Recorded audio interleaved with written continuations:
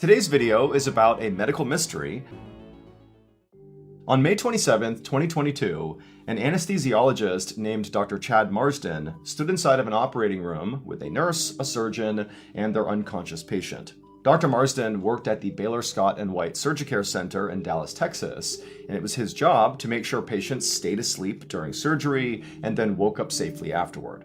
That day, Dr. Marsden and his colleagues were wrapping up a routine liposuction procedure on a middle-aged woman. The surgeon had just finished stitching up the woman's incisions, and so Dr. Marsden, following protocol, began taking her slowly off of anesthesia to wake her back up again. And so Dr. Marsden turned off the anesthesia machine, which is this big rectangular device that takes the liquid anesthesia drugs and converts it into a vapor so it can be breathed in. And then Dr. Marsden removed the breathing mask from the woman's face. Then he changed her IV from an anesthetic drug mixture to regular saline. And so now that these drugs were not being pumped into her system, she would wake up over the next half hour or so. After that, Dr. Marsden and the nurse and the surgeon took their patient on the stretcher and they pushed her out of the OR into the hallway and began making their way down towards the recovery room. But as they were walking down this hallway, they bumped into more of their colleagues, another nurse and another anesthesiologist, and the hallway was tight enough that Dr. Marsden had to step aside to let these two pass. And then after they did, and they sort of waved at their colleagues, Marsden, the nurse, and the surgeon continued walking. And as they did, Marsden happened to look down at their patient, and immediately he knew something was wrong. This woman's skin had turned completely gray.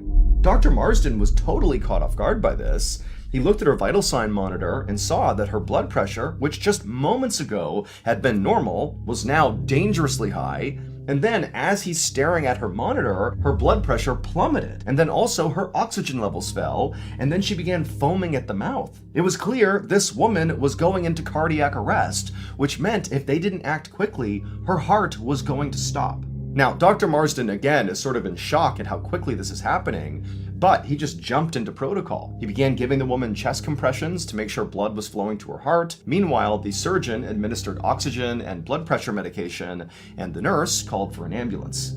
The reason she had to call for an ambulance is because the Surgicare Center was not equipped to handle medical emergencies. It was only for scheduled surgeries. And so if there was a medical emergency, all they could do was just stabilize the patient until paramedics arrived. And that's exactly what Dr. Marsden, the nurse, and the surgeon did. They got this woman stable, and then just a minute later, two paramedics came running down the hallway. They took possession of the patient, they put her onto their stretcher, out the door they went, they put her in the back of the ambulance, and they sped off to the local hospital. As Dr. Marsden watched the ambulance disappear down the road, he knew his patient was now in good hands, but he was still very shaken by the whole experience. Because this type of emergency, somebody going into unexplained sudden cardiac arrest following a totally routine surgery, was extremely rare.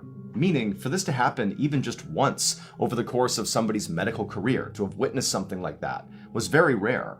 But for Dr. Marsden, this was not the first time he had seen this. In fact, literally the day before, a different patient at the Surgicare Center had also gone into sudden, unexplained cardiac arrest following their routine procedure. So, as Dr. Marsden went back inside and began heading upstairs to the hospital administrator's office to tell them about this latest emergency, he kept thinking to himself how crazy it was that he had just witnessed these two unexplained sudden cardiac arrests basically back to back. But Dr. Marsden just thought to himself, hopefully this is just a really bad coincidence. The Surgicare Center's administrator was a woman named Ashley Burks, and when she heard about this second unexplained cardiac arrest, she knew she had to call a staff meeting. And so that evening, she, along with Dr. Marsden and over 24 other medical staff, doctors, nurses, other anesthesiologists, they met in this conference room in the back of the building. And once everybody was assembled, Ashley began by updating everyone on the two patients who had been rushed off to the hospital for their cardiac emergencies,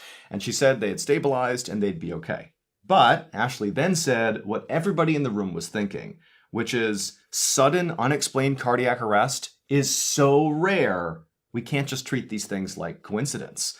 Like something specifically must have caused these incidents, and we need to figure out what that thing was.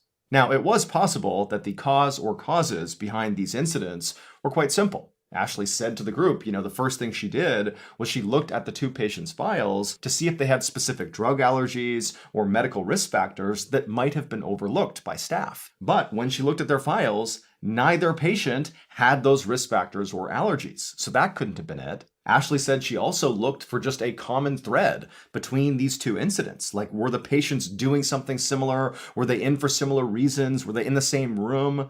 But no, they were in different operating rooms, going through different procedures with different medical teams. And so there was no obvious common thread between the two incidents. So Ashley said to the group that the only reasonable explanation that she could think of, at least at this point, was that perhaps the equipment in the Surgicare Center had malfunctioned. And so what she was going to do, out of an abundance of caution, was just begin testing all of the equipment in the building. And so Ashley told the group that in the meantime, while she was doing that, the rest of the staff should be extra attentive to their patients and also be on the lookout for potential problems with hospital equipment. Ashley watched the medical staff all nod their heads in agreement and begin sort of talking to each other, and then she thanked them all for being there and told them they could leave. 3 weeks later, on the afternoon of June 22nd, Ashley stood outside the OR in the hallway, looking through a cabinet that contained surgical drugs. Ashley was still trying to find a connection between those two sudden cardiac arrests. She'd already checked all the Surgicare Center's equipment, from the anesthesia machines to the vital sign monitors to the breathing tubes, and everything was in perfect working condition. And so now, checking these drugs inside of this cabinet was sort of like her last resort. She'd printed out a list of recent drug recalls and was now comparing that list against all of the drugs inside of this cabinet. And so one by one, she was reading a drug and checking the date on it and comparing it with her list to make sure, they were not carrying recalled drugs still. But after going through dozens and dozens of bottles, there was nothing in their cabinet that was on the recall list. So Ashley still just did not have an answer for why those two cardiac emergencies had happened. However, since that staff meeting 3 weeks earlier, the Surgicare Center had not had another cardiac emergency. And so Ashley was thinking to herself, maybe, despite not knowing how this happened, these troubles are in the past. Ashley shut the drug cabinet and walked down the hallway towards the break room to grab her lunch. But the moment she walked inside, she saw a group of her colleagues sitting around a table looking very upset. In fact, some people were visibly crying. And so Ashley walked up to them and said, "Hey, what's going on?" And a nurse told her that one of their colleagues, an anesthesiologist named Dr. Melanie Kaspar, was dead. Apparently, the night before, she had had a heart attack at her home, and her husband had found her and called 911, but unfortunately, by the time paramedics arrived, she was already deceased. Ashley was shocked. She knew Dr. Kaspar, and she knew she was in great shape. She was only in her mid-50s. She did not seem like someone who might just randomly have a heart attack. But then also Ashley began to think that she remembered hearing in the last few days that Dr. Kaspar had actually been feeling sick. And so she wondered if maybe whatever illness she was suffering from had something to do with her heart attack. Either way, as the Surgicare administrator, it was Ashley's job to plan staff events like memorial services. And so Ashley told the group, hey, I'll get to work putting together a small ceremony for Dr. Kaspar. 5 days later, on June 27th, Ashley was sitting in front of her office computer ordering supplies for Dr. Kaspar's memorial when suddenly she heard these loud, fast footsteps out in the hall as if somebody was sprinting towards her office. And then a moment later, Ashley saw her door burst open and the anesthesiologist, Dr. Chad Marsden, was standing there and he looked absolutely horrified and he just said to her, "It's happening again." Ashley's stomach dropped. And she jumped up and sprinted after Dr. Marsden, and they made their way to the hallway outside of the OR. And when they got there, Ashley immediately heard the sound of that long single beep of somebody's heart monitor flatlining. And she looked over and she saw one of the doors to an operating room was open, and inside she saw a surgeon performing chest compressions on an elderly patient. And even from out in the hall, Ashley could tell this man was unconscious, his skin was gray, and he was foaming at the mouth. It was exactly like the other cardiac emergencies that had happened before. Except this time was worse, because that beep, that flatlining beep, meant that this man's heart had actually stopped. And so Ashley just stood there in horror, watching the surgeon perform these chest compressions, knowing that if that didn't work, if they couldn't get this man's heart started again, he was about to die. Just then, Ashley heard the sound of the doors leading into the OR hallway open, and these two paramedics came rushing inside, and right as they passed her and got to the doorway leading into where this man was basically dying, Ashley heard the sound of the flatline beep turn into regular beeping, which meant the surgeon who was doing chest compressions had managed to restart this man's heart. And so Ashley was relieved, but by no means thought they're out of the woods yet. I mean, this man clearly is going through a medical emergency here.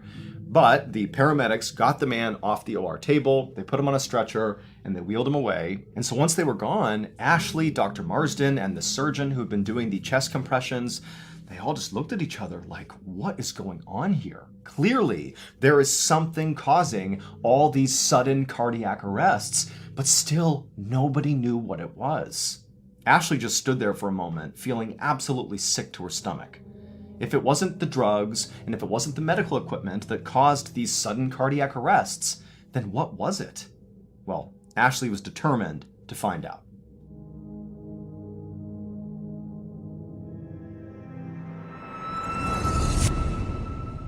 Just a reminder, my very first book, Mr. Ballin Presents Strange, Dark, and Mysterious, The Graphic Stories, is out right now and shipping worldwide. You can find it wherever books or audiobooks are sold. This book is truly a brand new experience for anybody who's a fan of the strange, dark, and mysterious. We've never had a book before, so this is a big deal. It's a collection of 9 stories. Some are new, some are old, but they're all awesome. The artwork is incredible. The storytelling is just superb. So if you have not purchased your copy yet, or you haven't bought it for one of your friends yet, well, come on. Go to book.ballinstudios.com or go to wherever books are sold and get a copy today. Again, that is book.ballinstudios.com or go to wherever books or audiobooks are sold to get your copy of our first book today.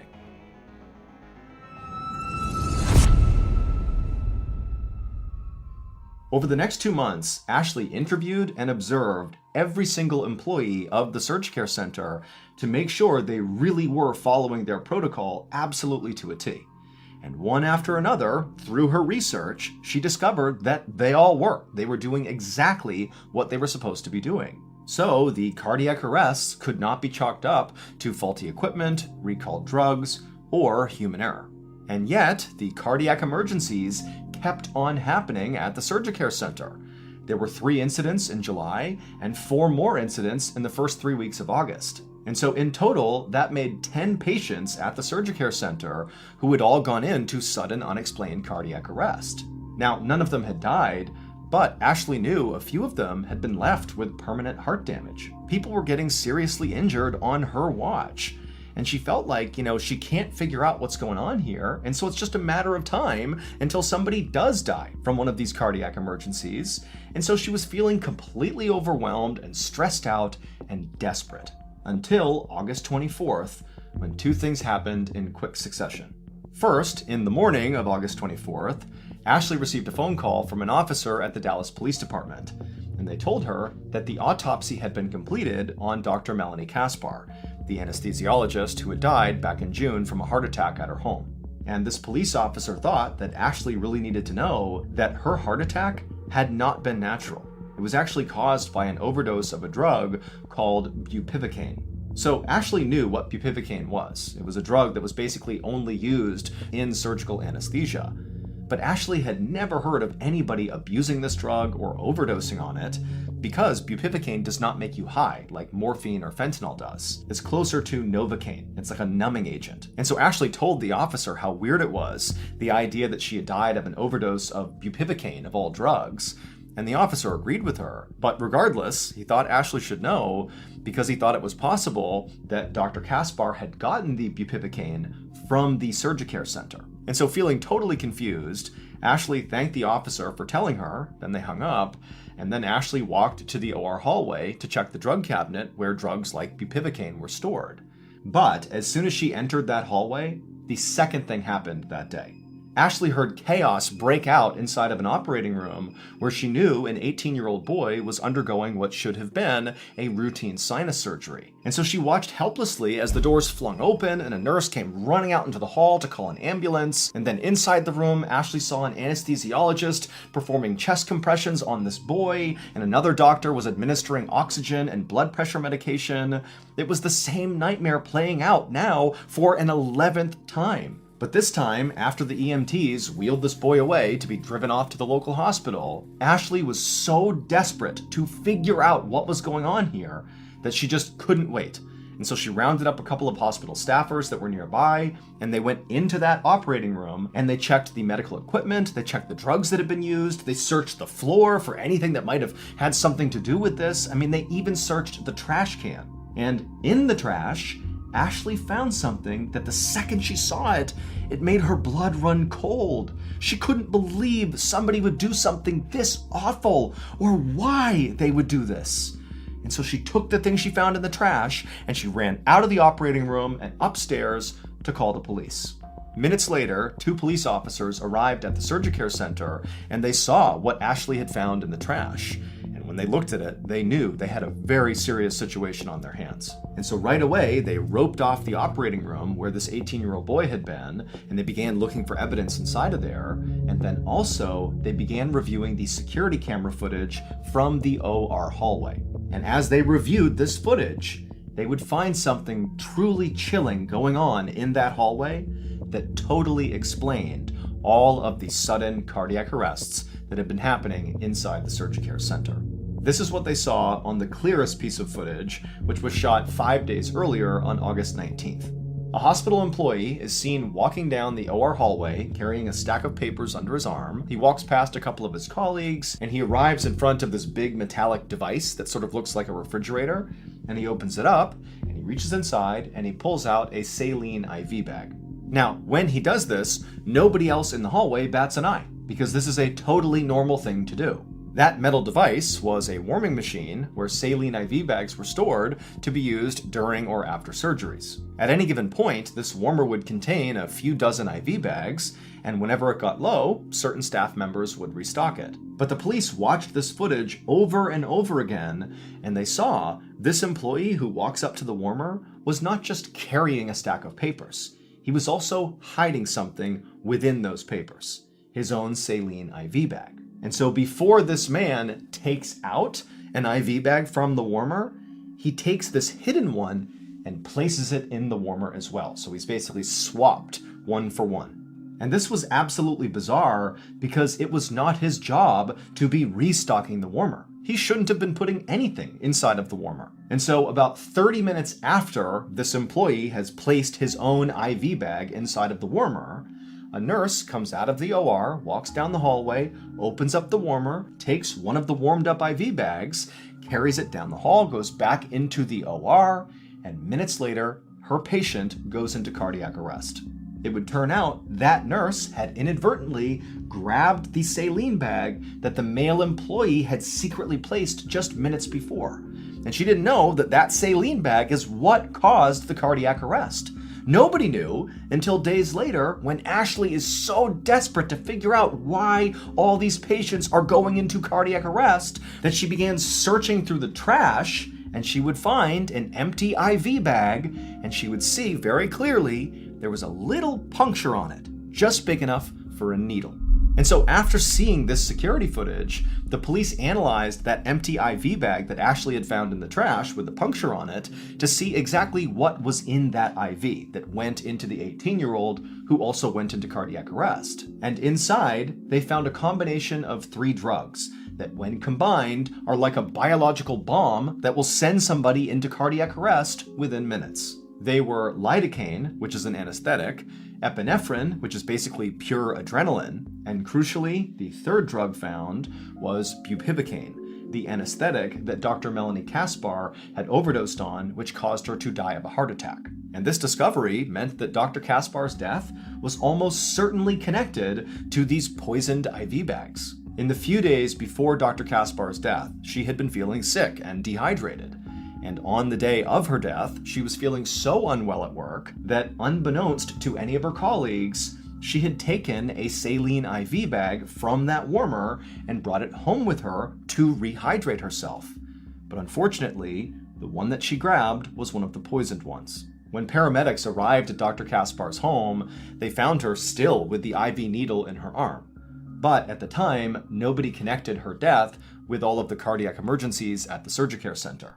Well, nobody except for the employee who was actually poisoning the IV bags. That employee was an anesthesiologist, but it was not Dr. Chad Marsden. It was the person that Dr. Marsden had to get out of the way for in the hallway that first time his patient had gone into cardiac arrest. The man who was doing the tampering was Dr. Reynaldo Ortiz. He was 58 years old, and he had only worked at the Surgicare Center for about a year. And he had flown mostly under the radar there until May 19th of 2022, which was about a week before the sudden, unexplained cardiac arrests had begun at the Surgicare Center. On that day, on May 19th, Dr. Ortiz had allowed one of his patients to stop breathing, nearly killing the patient.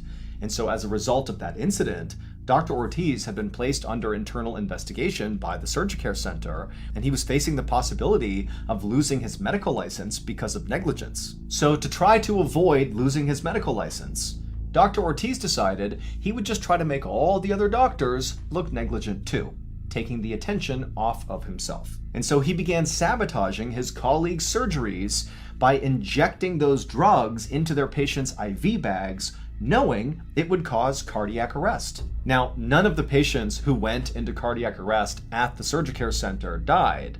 However, Dr. Kaspar, who took that tampered IV bag home with her, did die. And so ultimately, Dr. Ortiz was responsible for her death. In April of 2024, Dr. Ortiz was found guilty on multiple charges, and he is currently facing a sentence of up to 190 years in prison.